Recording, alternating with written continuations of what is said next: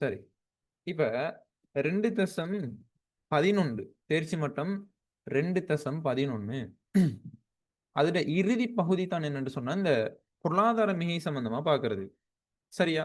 அப்ப பொருளாதார மிகை அப்படின்னு சொல்ல போகக்குள்ள, இந்த பொருளாதார மிகையை நாங்க என்ன செய்வோம் அப்படின்னு சொன்னா, 2 வகைகளாக வகைப்படுத்துவோம். சரியா? 2 வகைகளாக நாங்க என்ன செய்ய போறோம்டா, பொருளாதார மிகையை நாங்க வகைப்படுத்த போறோம். நுகர்வோண்ட மிகை, அதே மாரி உற்பத்தியாளர்ட மிகை. நுகர்வோண்ட மிகை, உற்பத்தியாளர்ட மிகை அப்படின்னு சொல்லி நாங்க என்ன செய்வோம், பொருளாதார மிகைய நாங்க 2 வகைகளாக வகைப்படுத்துவோம். ரைட். இப்ப நாங்க விஷயத்துக்குள்ள வாரோம். இந்த பொருளாதார மிகை அப்படின்னு சொன்னா என்ன அப்படின்றத நாங்க முதலாவது பார்ப்போம். சரி. பொருளாதார மிகைண்டா என்னன்றத பார்ப்போம். அப்ப பொருளாதார மிகை அப்படின்னு சொன்னால், சந்தை சமநிலையின் போது அப்ப சந்தை சமநிலை அப்படின்னு சொன்னா என்ன? இந்த கேள்வி, சந்தை சக்திகள் இருக்குது தானே? கேள்வி, நிரம்பல். இதத்தான் நாங்க என்ன செய்வோம்? என்னன்னு சொல்லுவோம்? சந்தை சக்திகள் அப்படின்னு சொல்லுவோம். சந்தை சக்திகள் மூலம் வந்து தீர்மானிக்கப்படுகின்ற இந்த சமநிலை விலை, சமநிலை தொகை. சரியா? சமநிலை தொகை. இந்த சமநிலை விலையின் விலையில சந்தை சமநிலையின் போது சமநிலை விலையில பொருளொன்றை கொள்வனவு செய்வதனாலும், சரியா? பொருளொன்றை கொள்வனவு செய்வதனாலும், விற்பனை செய்வதனாலும், நுகர்வோரும், உற்பத்தியாளரும் பெறுகின்ற மேலதிக நன்மைகளத்தான் நாங்க என்னன்னு சொல்லுவோம்? பொருளாதார மிகை. அந்த மேலதிக நன்மை வந்து நாங்க எந்த எதன் மூலம் இந்த வரைபடத்துல எதன் மூலம் காட்டுவோம் அப்படின்னு சொன்னா, இந்த இதுதானே. சரியா? இந்த பகுதி தான் இந்த பொருளாதார மிகைய குறிப்பிடும். பொருளாதார மிகையை குறிப்பிடும். அப்ப என்னது? சந்தை சமநிலையின் போது சந்தை சமநிலை விலையில பொருள் ஒன்ற கொள்வனவு செய்றவன் நிக்கிறான் தானே. அதே மாரி விற்பனை செய்றார்கள் இருக்கிறாங்க தானே. அப்ப 2 பேரும் இந்த கொள்வனவு செய்வதனாலும், விற்பனை செய்வதனாலும் நுகர்வோரும் உற்பத்தி அப்ப கொள்வனவு செய்ற ஆள் யாரு? நுகர்வோர். விற்பனை செய்ற ஆள் யாரு? உற்பத்தியாளர். விளைஞ்ச சொல்றது. அப்ப நுகர்வோரும், உற்பத்தியாளரும் பெறுகின்ற மேலதிக நன்மை. என்னது? மேலதிக நன்மைகளத்தான் நாங்க என்னன்னு சொல்லப் போறோம் அப்படின்னு சொன்னால், பொருளாதார மிகை அப்படின்னு சொல்லுவோம். சரியா? அப்ப பொருளாதார மிகை அப்படின்றது, சுதந்திர சந்தை பொருளாதாரத்தின் செயற்றிறனை காட்டுகின்ற ஒரு அளவீடு. அதன் இந்த மேலதிக நன்மை. அதாவது கொள்வனவாளன் வந்து எவ்வளோ மேலதிகமா நன்மையை பெறுறான், விற்பனையாளன் எவ்வளோ மேலதிகமா நன்மை. இந்த 2யும் கூட்டவாறு தான் பொருளாதார மிகை. இல்லையா? அப்ப நுகர்வோரும், உற்பத்தியாளரும் பொருளை பரிமாற்றும் பொழுது, சமூகத்துக்கு கிடைக்கிற நலன் எனவும் வந்து இந்த பொருளாதார மிகையை நாங்க குறிப்பிட்டு காட்டியலும். எப்படி? ஒருவரும் உற்பத்தியாளரும் பொருளை பரிமாற்றுற டைம்ல சமூகத்துக்கு என்ன நன்மை கிடைக்குது? அதத்தான் நாங்க என்னன்னு சொல்றோம்னால், இந்த பொருளாதார மிகை அப்படின்னு சொல்லுவோம். இந்த பொருளாதார மிகையை இந்த இந்த இதனை கருப்பால நான் நோட் பண்ணிக்கிறேன். இந்த பகுதியால நாங்க என்ன செய்வோம்? பொருளாதார மிகைய குறித்து காட்டுவோம். சரியோ? இப்ப நாங்க விஷயத்துக்குள்ள வாரோம். இந்த பொருளாதார மிகையை நாங்க ஆரம்பத்திலேயே சொல்லியிருந்தேன் என்ன? நுகர்வோன்ட மிகை, உற்பத்தியாளன்ட மிகை. நுகர்வோன் மிகை, உற்பத்தியாளர்ட மிகை, உற்பத்தியாளன் மிகை அப்படின்னு சொல்லி, நாங்க என்ன செய்வோம் அப்படின்னு சொன்னால், 2 வகைகளாக வகைப்படுத்துவோம். என்னத்த? இந்த பொருளாதார மிகை. சரியா? அப்ப முதலாவது நாங்க விஷயத்துக்குள்ள வாரோம்ன்னு சொன்னா, நுகர்வோன்ட மிகைண்டா என்னன்றது. அப்ப நுகர்வோன்ட மிகை அப்படின்னு சொன்னால், குறிப்பிட்ட பொருளின் மேலதிக அலகொன்றை நுகர்வோன் கொள்வனவு செய்ய தயாராக இருந்த விலைக்கும், சரியா? அப்படின்னு சொன்னா எல்லை நன்மை எம்பி. அப்பொருளை உண்மையில நுகர்வோன் கொள்வனவு செய்த விலைக்கும் சந்தை விலை.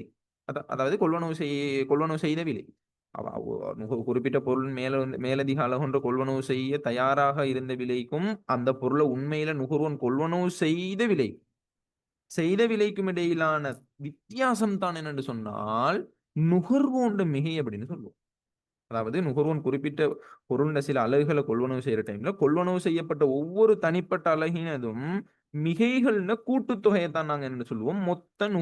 அதாவது மொத்த நுகர்வோன்ட மிகை. அப்ப தனிநபர் கேள்வி விலை, சந்தை விலை கோட்டிற்கும் இடைப்பட்ட பிரதேசத்தினால நாங்க நுகர்வோன்ட மிகையை நாங்க என்ன செய்வோம்? காட்டுவோம். அதாவது சந்தை நுகர்வோன்ட மிகை அப்படின்னு சொன்னா, தனிப்பட்ட நுகர்வோன்ட மிகைகள்ன கூட்டுத்தொகை.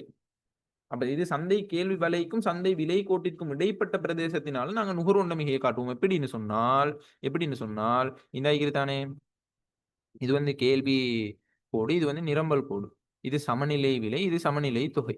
இந்த இந்த மேலே இருக்கிற பகுதி, இந்த மேலே இருக்கிற பகுதி, இந்த பகுதி தான் என்னன்னு சொன்னா நுகர்வோண்ட மிகை. சரியா? நுகர்வோண்ட மிகை. அதே மாரி அதே மாரி இப்ப நுகர்வோன் மிகைன்னு சொன்னா என்னன்னு விளங்கி தானே? குறிப்பிட்ட பொருளின் மேலதிக அலகுன்ற நுகர்வோன் கொள்வனவு செய்ய தயாராக இருந்த விலைக்கும், அப்பொருள உண்மையில நுகர்வோன் கொள்வனவு செய்த விலைக்கும் இடையிலான வித்தியாசம். இதத்தான் நாங்க என்ன சொல்லுவோம்? நுகர்வோன் மிகை அப்படின்னு சொல்லுவோம். இந்த நுகர்வோன் மிகையை நாங்க கணிப்பிடணும் அப்படின்னு சொன்னா, அது அதன் பகுதி என்ன? இந்த வரைபடத்துல இந்த பகுதியால தான் நாங்க நுகர்வோன் மிகையை நாங்க கணிப்பிடுவோம். இப்ப நுகர்வோன் மிகையை நாங்க கணிப்பிட்டதுக்கான சமன்பாடு ஒன்று இருக்குதானே? அந்த சமன்பாட்டின் மூலமா நாங்க கணிப்பிட்டதாக இருந்தால், நுகர்வோன் மிகையை நாங்க எப்படி கணிப்பிடுறதுன்னா, நுகர்வோன் மிகை சமன் நுகர்வோன் மிகை சமன் ஆகக்கூடிய பிராக்கெட்டுக்குள்ள ஆகக்கூடிய கேள்வி விலை. ஆகக்கூடிய கேள்வி விலை மைனஸ் சமநிலை விலை. அப்ப ஆகக்கூடிய கேள்வி விலைன்னு சொன்னா இந்த விலையை சொல்றது. இந்த பிரைஸ சொல்றது. சமநிலை விலைன்னு சொன்னா என்ன? இந்த பிரைஸ சொல்றது. விலைஞ்ச சொல்றது. அப்ப இதுல இருந்து இத கழிக்கணும். அப்ப ஆகக்கூடிய கேள்வி விலையிலிருந்து சமநிலை விலைய கழிச்சு, அத நாங்க என்ன செய்ய போறோம் அப்படின்னு சொன்னா 2ஆல பிரிப்போம். 2ஆல பிரிச்சு நாங்க என்ன செய்ய போறோம்? சமநிலை தொகையால சமநிலை தொகையால பெருக்குவோம். அப்ப சமநிலை தொகை வந்து இங்க வரும். Q. இதுதான் சமநிலை தொகை. அப்ப பாருங்க. இதில் ஆகக்கூடிய கேள்வி விலையில இருந்து சமநிலை விலையை நாங்க சமநிலை விலையை கழிப்போம். கழிச்சு நாங்க 2ஆல பிரிப்போம். பிரிச்சு வார விடைய சமநிலை தொகையால பெருக்குவோம். அப்படி பெருக்க வாரது தான் இந்த நுகர்வோண்ட மிகை. நுகர்வோண்ட மிகை. சரியா? இப்படித்தான் நாங்க நுகர்வோண்ட மிகை வந்து கணிப்பிட்டது. அடுத்ததாக நாங்க பார்க்க போறோம் என்னன்னு சொன்னால் உற்பத்தியாளர் மிகை. சரி, உற்பத்தியாளர் மிகை.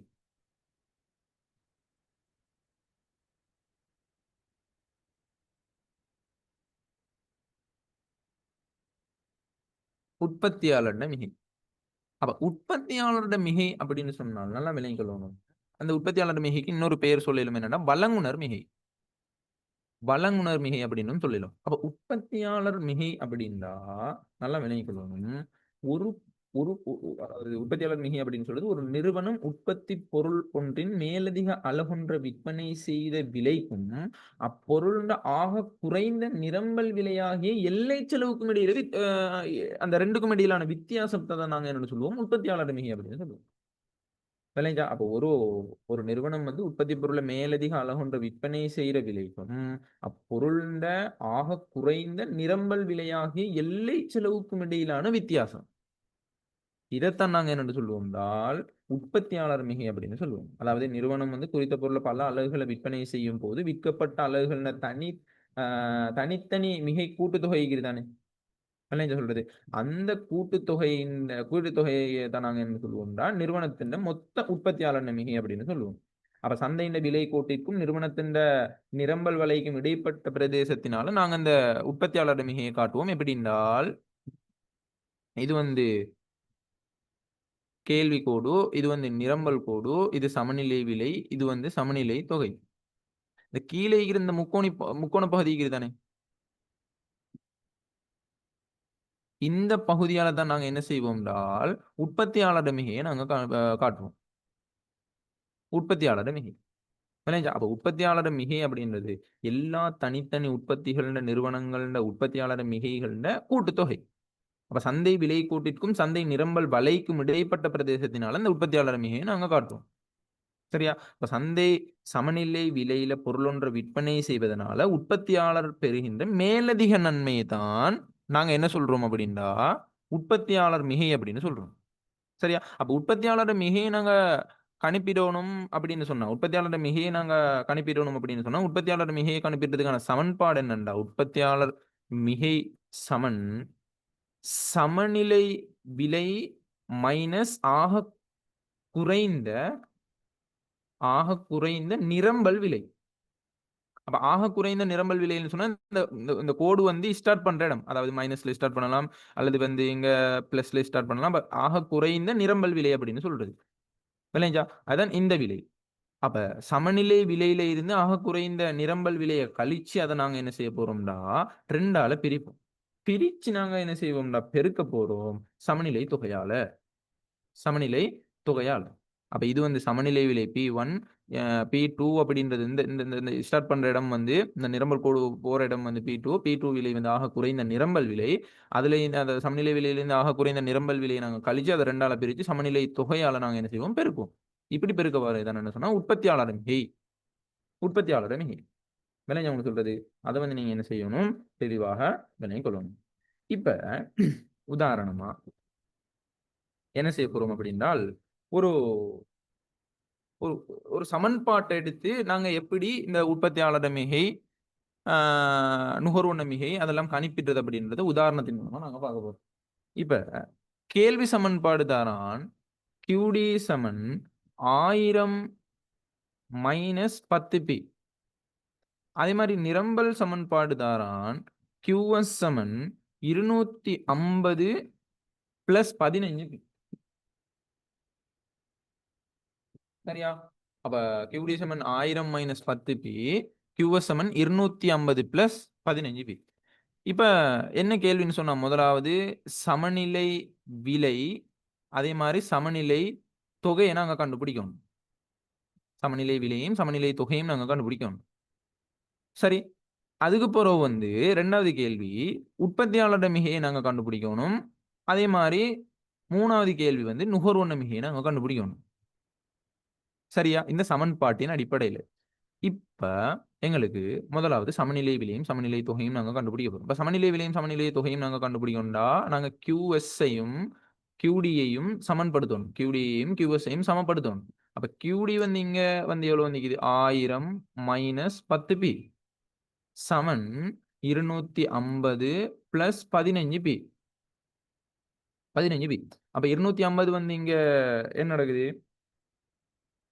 250 அதாவது பிளஸ் ஆவிட்டு சமனுக்கு இங்க வந்து மைனஸ் ஆகும். இங்க 10p 10p வந்து இங்க மைனஸ் ஆகுது. அப்ப சமனுக்கு அங்கால போனால் பிளஸ் ஆகும். சோ 1000 மைனஸ் 250ன்னு வரும்.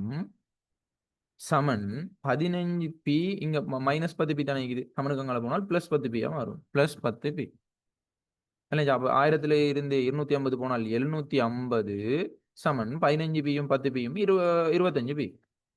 அப்ப நாங்க சமநிலை விலையை நாங்க கண்டுபிடிக்கணும். பிரைஸ நாங்க கண்டுபிடிக்கணும்னா 25 பிரைஸோட பெருக்கப்பட்டிருக்குது. சமனுக்கு இங்கால வந்தால் 25 பிரிபடும். அப்ப 750ன் கீழ 25. அப்ப சமநிலை விலை எங்களுக்கு கண்டுபிடிக்கணும் என்னண்டு 750 25ஆல பிரிச்சா எத்தனை வரும்? சமநிலை விலை எவ்வளவு வரும்?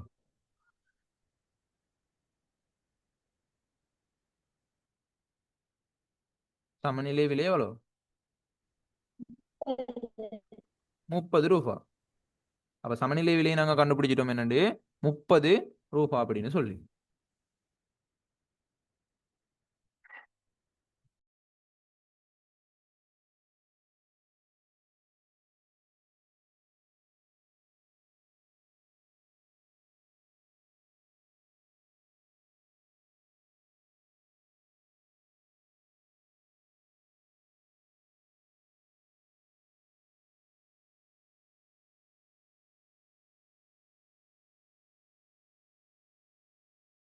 ரைட்.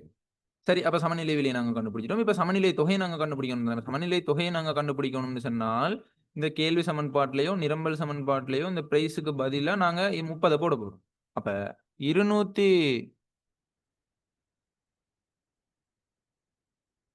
சரி 200 இருங்க இதுல சின்ன இடைவெளி ஒன்று. 250 சரியா? கியூ சமன்பாட்டுல போடுவோமே 250 பிளஸ் 15 பிரைஸ்க்கு பதிலா நாங்க 30 சமநிலை விலை 30ன்னு கண்டுபிடிச்சிருந்தாங்க. 30 போடுறோம். அப்ப 15 தர 30 எத்தனை? 15 தர 30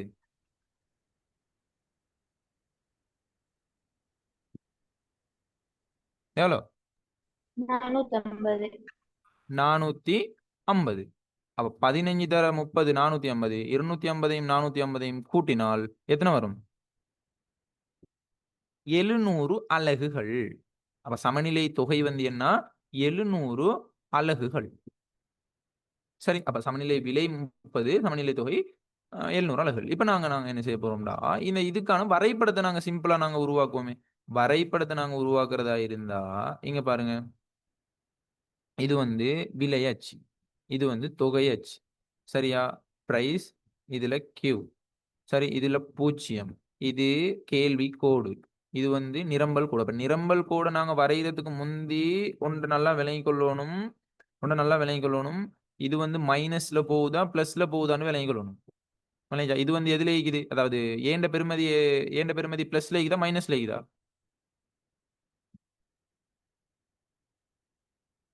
பிளஸ்ல இருக்குதா, மைனஸ்ல இருக்குதா? அந்த 250 அப்படின்றது. அதுதான் ஏண்ட பெறுமதி அப்படின்றது சொல்லுது. பிளஸ்ல.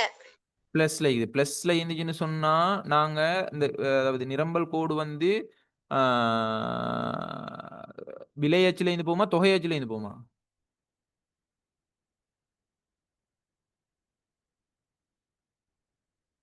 தொகை அச்சுல இருந்து போகும். விளங்குச்சா உங்களுக்கு சொல்றது? தொகை அச்சுல இருந்து போகுது.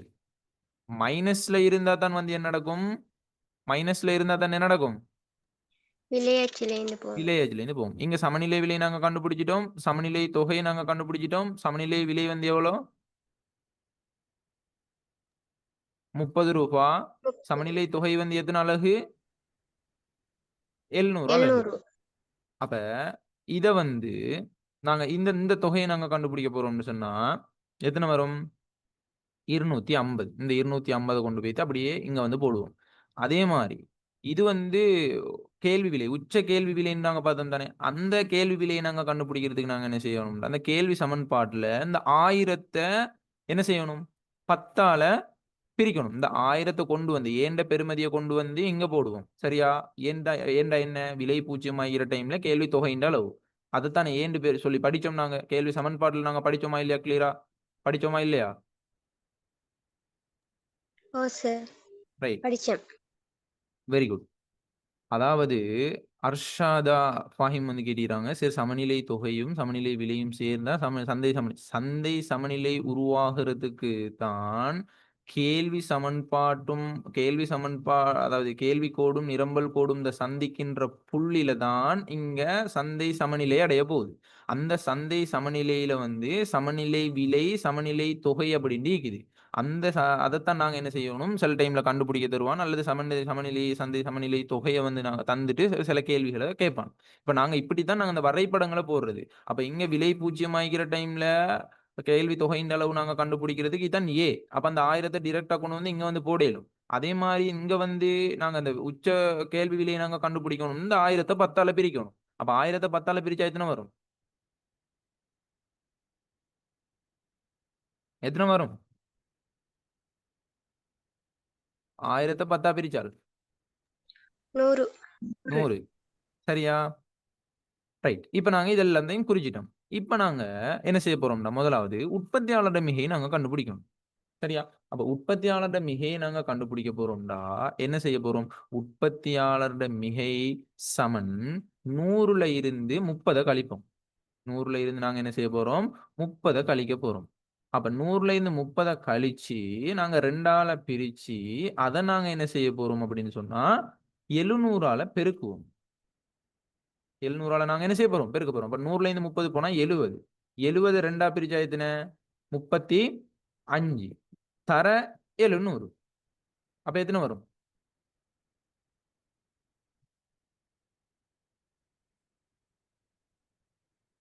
35 தர 700. Sir quick. உற்பத்தியாளர் மிகைக்கு வந்து 100லேருந்து 30 கழிக்கிறா? Right, right. Sorry. Very good. இதான் நோட் பண்ணணும்னு சொல்றேன். இது வந்து நுகர்வோண்ட மிகை கணிப்பிடுறதுக்கு. Very good. சரியா? நுகர்வோண்ட மிகை கணிப்பிடுறதுக்கு. நல்லா நோட் பண்ணிக்கொள்ளணும் என்ன? நுகர்வோண்ட மிகை. தானே ரிம்னா? ஓ சார். Very good. சரியா? அவன் சரியா நோட் பண்ணிக்கிறாங்க. அப்ப நுகர்வோண்ட மிகை. அப்ப நுகர்வோண்ட மிகையை நாங்க கணிப்பிடுறதுக்கு தான் வந்து என்ன செய்யணும்? 100ல இருந்து 30 மைனஸ் பண்ணி அத 2ஆல பிரிச்சு நாங்க 700ஆல பெருக்குவோம். சரியா? இந்த பகுதியின் பரப்பளவு. விளங்கிச்சா சும்மா? உங்களுக்கு நார்மலா கண்டுபிடிக்கணும்னா அடித்தர, அரைத்தர, செங்குத்து உயரம். அத போட்டாலே உங்களுக்கு ஆன்சர் வந்துரும். விளங்கிச்சா உங்களுக்கு சொல்றது? அப்ப இது வந்து செங்குத்து உயரம். இது வந்து அத 2ஆ பிரிக்க போறோம். நாங்க என்ன 700ஆல பெருக்குவோம். 700ஆல என்ன பெருக்குவோம்? இது வந்து இந்த செங்குத்து உயரம் அப்படின்றது. இன்னொரு விஷயம். சரியா? அப்ப நுகர்வொண்ண மிகை. அப்ப 35 தர 700 24,500. ரூ. 24,500. சரியா? இதுதான் நுகர்வோன்ட மிகை. அப்ப உற்பத்தியாளரோட மிகை நாங்க கண்டுபிடிக்கிறதுக்கு நாங்க என்ன செய்யணும்டா, இதுல வந்து பிளஸ்ல அதாவது இங்க கேள்வி கோட்ல இருந்து தானே போகுது. அப்ப கேள்வி கோட்ல இருந்து போனா ஒரு விஷயத்த நீங்க கவனத்தில் கொள்ளணும். இந்த இது தானே 250. இந்த அளவையும், இந்த அளவையும் கூட்டி, அத 2ஆல பிரிச்சு, அத 30ஆல பெருக்கணும். உங்களுக்கு விளங்கிச்சா சொல்றது? அதாவது இந்த கோட்டின் அளவு எத்தன வருது இங்க? 700. ஓவா இல்லையா? 700. அந்த 700யும் இந்த இந்த அளவு எவ்வளோ வருது? 250. 250யும் கூட்டி நாங்க என்ன செய்ய போறோம்? 2ஆல பிரிச்சு அத நாங்க எவ்வளவால பெருக்குவோம்? எவ்வளவால பெருக்குவோம்? 30ஆல பெருக்க போறோம். சரிங்களா? அப்ப 750யும் 250யும் கூட்டினா எத்தன வரும்? 700யும் 250யும் கூட்டினா 950. 50. 950 2ஆல பிரிச்சால் 475. 475. அப்ப 475 தர 30 எத்தன வரும்? 14,250. 14,250ன்னு சொல்லி உற்பத்தியாளர் மிகை வரும். 14,250ன்னு சொல்லி உற்பத்தியாளர் மிகை வரும். விளைஞ்சா உங்களுக்கு சொல்றது. அப்ப இப்படித்தான் நீங்க என்ன செய்யணும் அப்படின்னு சொன்னால், இந்த உற்பத்தியாளர் மிகை அழைக்கலாம், நுகர்வோர் மிகை அழைக்கலாம். இதெல்லாம் வந்து கண்டுபிடிக்கிற மெத்தட். இப்படித்தான் நீங்க இந்த வரைபடத்திலையும் வந்து குறிப்பிடணும். விளங்கிச்சா?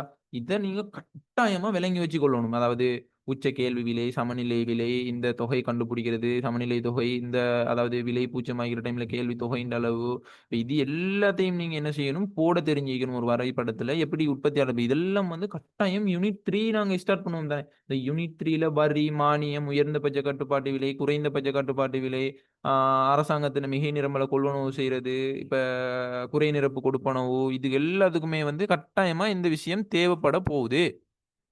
தேவைப்பட போகுது. நல்லா நோட் பண்ணி கொள்ளணும். சரியா? ரைட். அப்ப நீங்க வந்து இத ஒரு 3 முறை திருப்பி செஞ்சு பாருங்க. செஞ்சு பார்த்தா தான் இந்த விஷயம் விளங்கும். செஞ்சு பார்க்காம ஒண்ணுமே செய்ய இயலாது. சரியா? கட்டாயமா இதெல்லாம் மிக முக்கியமான விடயம். மிக முக்கியமான ஒரு விடயம். அப்ப மிக முக்கியமான ஒரு விடயம் என்று சொல்ல போகல. நாங்க இன்னொரு கேள்வி ஒன்று இதுல பார்ப்போமா? இன்னொரு கேள்வி ஒண்ணு பார்ப்போமா? அப்பதானே இலகுவாய்க்கும். ஹாஜரா, ரிம்னா இன்னொரு கேள்வி ஒண்ணு பார்ப்போமே என்ன?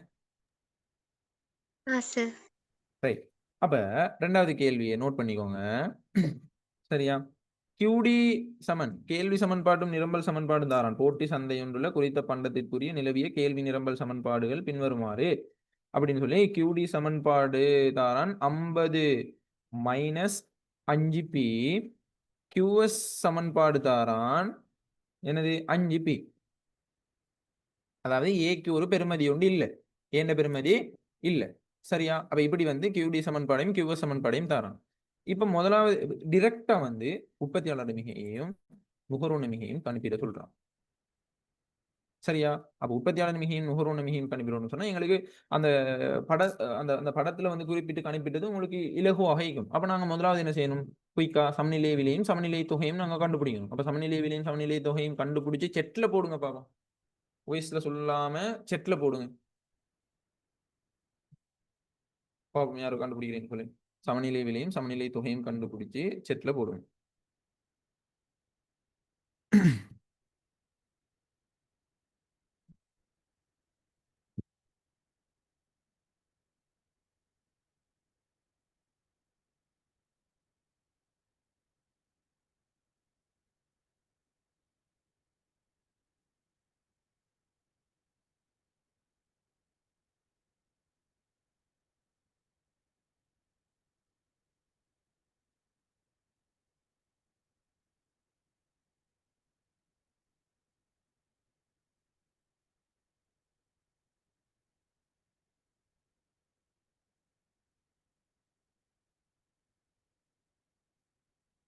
குயிக்.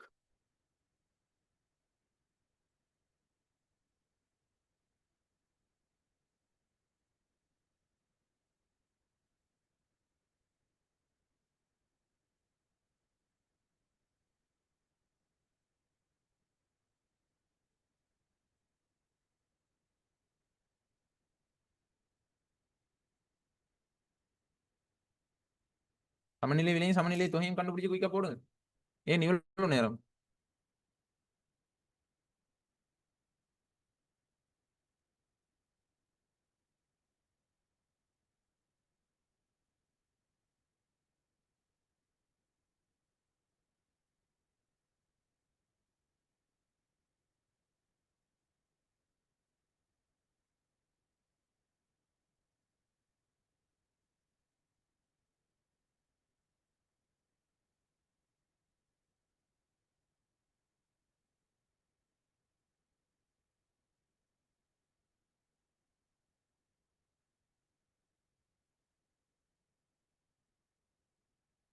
Right, very good.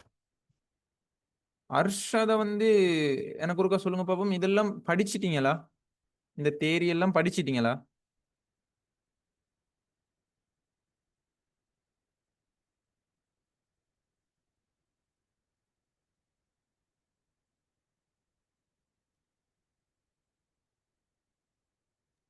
இல்ல சார். ஸ்கூல்ல படிச்சு தான் இப்ப இந்த இதுக்கு தான் போயிட்டு இருக்கிறேன்.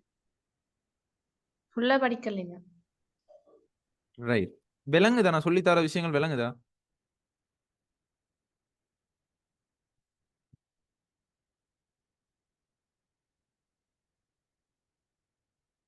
என்ன மாரி? இது இந்த இந்த இந்த டாபிக்லாம் வந்துட்டீங்களா?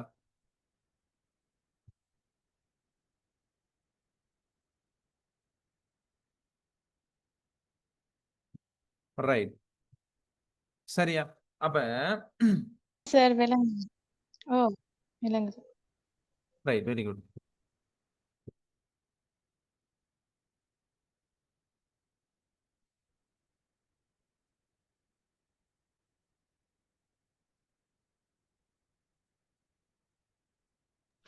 ஓ சார் இந்த டாபிக் தான் நான் இப்ப படிச்சுட்டு இருக்கிறேன். சரி, சரி. கொஞ்சம் இருங்க. சரியா? அப்ப இப்ப என்ன கேஸ்ன்னு சொன்னா, ரைட். சமநிலை விலை, சமநிலை தொகையை கணிப்பிடுறது. சரியா? அப்ப உங்களுக்கு வந்து ஃபர்ஸ்ட் டைம் எக்ஸாமுக்கு இந்த 2 யூனிட்டையும் தான் எடுக்க போறான்.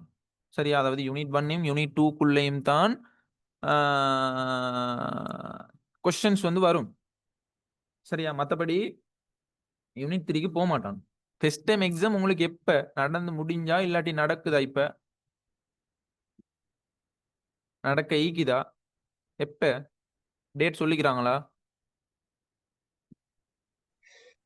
எங்களுக்குன்னா டிசம்பர் 11 சார். அதுக்குள்ள நாங்க யூனிட் 2 முடிச்சிருவோம். அப்ப நல்ல ரிசல்ட்ஸ் ஒன்று எடுக்க இயலும். ஏன்னா? ஆ சார். ரைட். எல்லாம் கிளியர் ஆகி தானே? அவ்வளோத்துக்குமான யூனிட் 1, யூனிட் 2 அவ்வளோத்துக்குமான ஃபுல் ரெக்கார்டிங் இருக்குது.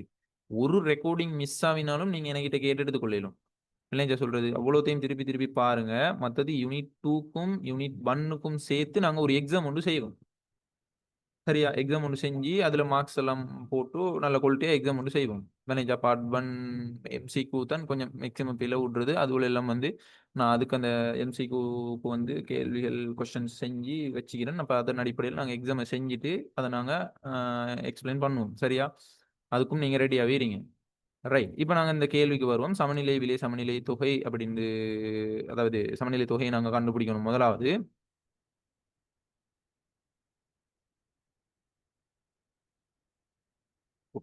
சில இடத்துல வந்து இப்பதான் ஸ்கூலே ஸ்டார்ட் ஆகிக்குதுண்ணா 27க்கு.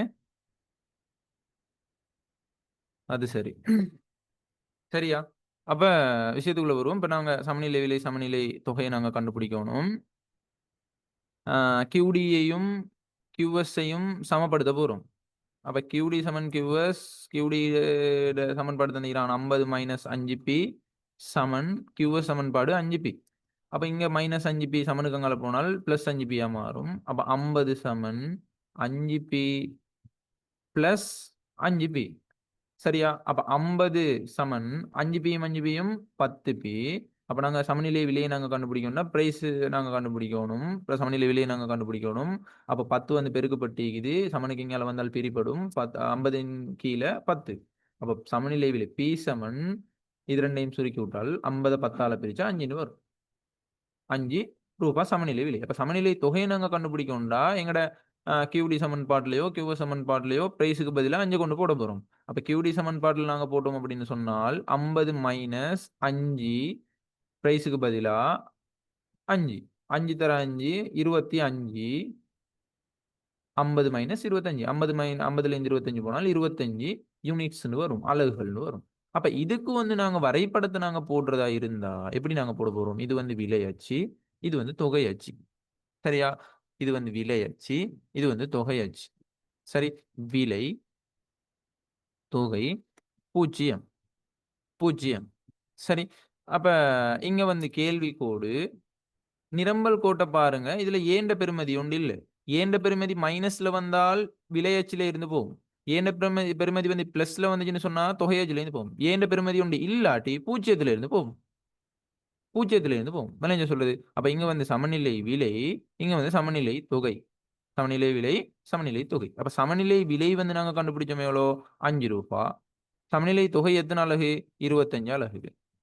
அப்ப இந்த விலையை நாங்க அதாவது உயர்ந்தபட்ச கேள்வி விலையை நாங்க கண்டுபிடிக்கணும் அப்படின்னு சொன்னா இந்த 50 5ஆல பிரிப்போம். 50 5ஆல பிரிச்சா எத்தனை வரும்? எத்தனை வரும்? 10. 10ஆ? 50 5ஆல பிரிச்சால் 10. அதே மாதிரி இங்க 0. இது வந்து விலை 0 ஆகிற டைம்ல கேள்வி தொகையின் அளவு தான் இந்த ஏண்ட பெறுமதி 50 அப்படின்றது. இங்க 50. சரியா? இப்ப எங்களுக்கு சிம்பிளா உற்பத்தியாளர் மிகையும், நுகர்வோர் மிகையும் நாங்க கண்டுபிடிக்க இயலும். அப்ப உற்பத்தியாளர் மிகையை நாங்க கண்டுபிடிக்கிறதுக்கு என்ன செய்யணும்? இந்த 5 மைனஸ் 0 அத 2ஆ பிரிச்சு 25ஆல பெருக்க போறோம். சரியா? அதே மாரி நுகர்வோர் மிகையை நாங்க கண்டுபிடிக்கிறதுக்கு நாங்க என்ன செய்ய போறோம்? 10 மைனஸ் 5 அத 2ஆல பிரிச்சு பெருக்க போறோம் 25ஆல. விளைஞ்ச சொல்லுது. அப்ப 5ல இந்த 0 போனால் 5 வரும். 5 2ஆல பிரிச்சா 2.5 2.5 தர 25 எத்தனை வரும்? 2.5 தர 25 62.5. விளங்கல. 2.5 தர 25 62.5 ரைட் வெரி குட். 62.5 தான் என்னண்டா உற்பத்தியாளர் மிகை. உற்பத்தியாளர் மிகை. அப்ப நுகர்வோர் மிகையை நாங்க கண்டுபிடிக்கிறதுக்கு என்ன செய்யணும்? 10ல இருந்து 5 போனால் 5 5 2ஆ பிரிச்சா 2.5 2.5 25ஆல பிரிச்சா 62.5. அப்ப உற்பத்தியாளர் மிகையும் நுகர்வோர் மிகையும் இங்க சமனாகிக்குது. இந்த கேள்விக்கு வந்து ரெண்டுமே சமனாகிக்குது. சரியா? ரைட். இப்படித்தான் நாங்க இதுவரை கண்டுபிடிக்கிறது. இதுல எந்த டவுட்டுமே கேட்கப்படாது. சரியா? டவுட் இல்லைன்னா ஃபுல்லா கிளியர் பண்ணிக்கொள்ளணும். இது மிக முக்கியமான ஒரு டாபிக். இந்த வரைபடத்துல இதெல்லாம் குறிப்பிடுறது, சரியா? நுகர்வோர் மிகை கணிப்பிடுறது, உற்பத்தியாளர் மிகை கணிப்பிடுறது, இதெல்லாம் ஃபுல்லா கிளியரா ஒன்றுமே ஒரு டவுட்டுமே இல்லாம ஃபுல்லா கிளியரா விளங்கிட்டீங்க அப்படின்னு சொன்னா யூனிட் 3 பச்சை தண்ணியா நல்லா கிளியரா படிக்கலாம். ஒரு கஷ்டமுமே இல்லாம. நான் சொல்றேன், ஒரு 10 முறையோ இல்லாட்டி ஒரு எத்தனை உங்களுக்கு எவ்வளவுக்கு இயலுமோ அவ்வளவுக்கு திருப்பி திருப்பி திருப்பி திருப்பி என்ன செய்யுங்க? ட்ரை பண்ணுங்க. சரியா? அப்ப அடுத்த கிளாஸ்ல நாங்க என்ன செய்வோம்னா 2.12 அதாவது சந்தை சமநிலை மாற்றங்கள் சம்பந்தமா பார்ப்போம். சரி, இப்போதைக்கு நாங்க கிளாஸை முடிச்சுக் கொள்வோம். அடுத்த கிளாஸ்ல சந்திப்போம். ரைட். வேற என்ன சரி டவுட் வெளிக்குதா இல்லையே? இப்ப நான் படிச்சு தந்தது சம்பந்தமா என்ன சரி டவுட் இருக்குதா? ரிம்னா, ஹாஜரா, அர்ஷாதா? இல்ல சார். இல்ல. ரைட். சரி, அப்ப நாங்க அடுத்த கிளாஸ்ல சந்திப்போம். அடுத்த கிளாஸ் வந்து சந்தை சமநிலை மாற்றங்கள் சம்பந்தமா படிப்போம். அதுக்கு ரெடி ஆகிட்டு வாங்க. ரைட்.